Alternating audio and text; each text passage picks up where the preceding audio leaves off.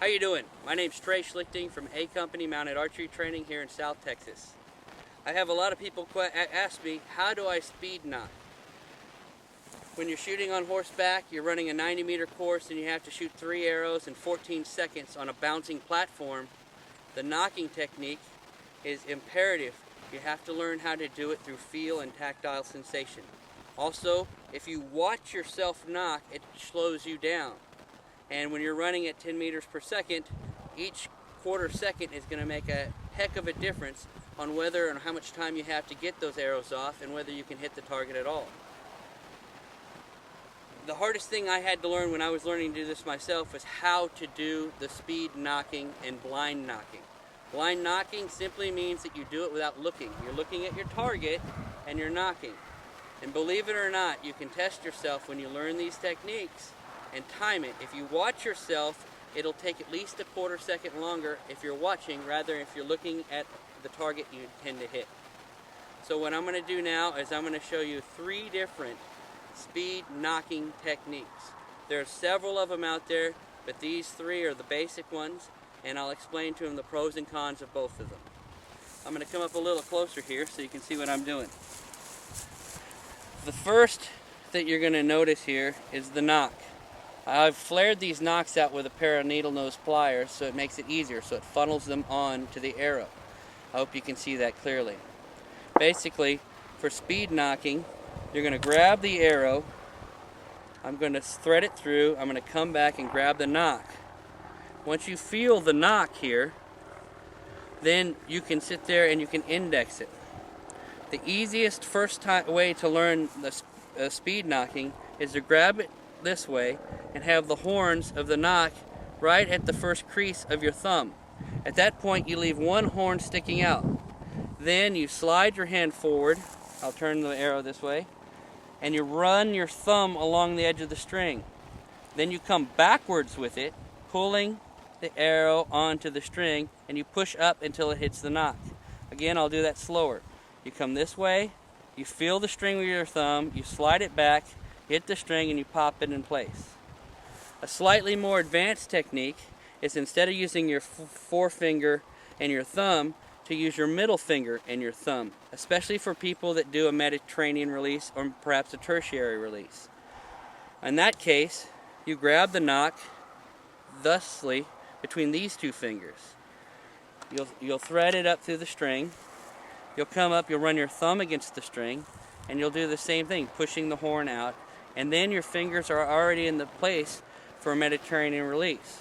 Again, I'll slow it down and do it again. I grab the arrow with these 2 fingers. I grab it this way. Grab it this way. I'll thread it through and I'll run my thumb along the string. You always want to feel what you're doing without looking. Then you see the horns kicking out. The single horn of that knock is sticking out from my thumb. I'll try to do it a little closer this way.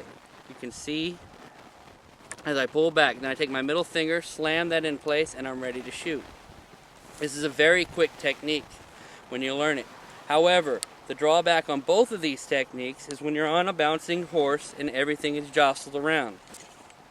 The third technique, and the one that I prefer to do today, sometimes isn't quite as fast. However, it's more consistent. And when you're shooting a 5-target series, it allows you to knock precisely in the time you need to hit all 5 targets. On this technique, you grab the arrow where the horn is coming to the first crease in your thumb and your finger here. Then you slide it through and run your thumb along the string. It's the same. I'm sorry, I said that wrong. I apologize. We'll do that one more time. Basically, you grab it thusly, and then in this case, you slide your arrow along the string. At this point, you let your thumb at the front of the thumb come up and let the string slide over, and then you roll the thumb pressure this way. At that point, you create a funnel with these 2 fingers, and you pinch it this way. So what I'll do is I let the string slip under, I create a funnel, I pull back, and I pop the knock under the knocking point. In that case, and then my finger is already ready to hit full draw. I'm going to do it one more time slowly because this is sometimes hard to see on a video, and I haven't found it done properly in a long time. Again, grab the arrow, run it by, have the arrow run by the string. Take the tip of your thumb, let it come up, let it roll over, make a funnel with your fingers, pull it back. The funnel with your fingers is why this is so successful. On a bouncing horse, when you have this set up like this and it's jumping, it allows that knock to go nowhere but that string. Then you slide it in place and your fingers are in place. I hope that you found that this will work for you. Feel free to try all three types, see what fits with your body type, with your fingers. Everyone has different size digits. Everybody's built differently. See what works. I advise that what you do is you learn one successfully, learn the other, learn all three, and then see which one works best for you. But keep in mind, what works good on the ground doesn't work well necessarily on a bouncing horse. You need to make sure that you're going to be able to do this on a bouncing platform in a relaxed manner. Again, you don't want to watch your fingers. You want to be looking at your target. All this is done through feel, blind knocking, and speed knocking. Thank you.